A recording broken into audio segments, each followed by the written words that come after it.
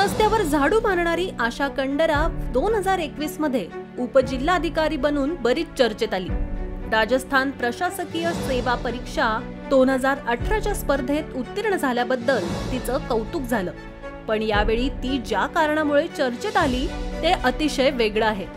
सध्या जयपूरमध्ये तैनात असलेल्या आशा कंडरा यांना 12 जूनच्या रात्री राजस्थान लाचलुचपत प्रतिबंधक विभागानं 1,75,000 रुपयांची लाच घेताना पकडलं। ती साफसफाई कामगारांच्या भरतीसाठी लोकांकडून पैसे घेत असल्याची माहिती एसीबीला मिळाली होती। रिपोर्टनुसार आशा कंडरा 1997 मध्ये 12वीची परीक्षा उत्तीर्ण झाल्या होत्या। यानंतर त्यांनी आपलं शिक्षण सोडलं।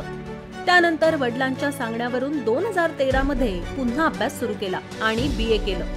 यानंतर 2018 मध्ये RAS 2018चा फॉर्म भरला।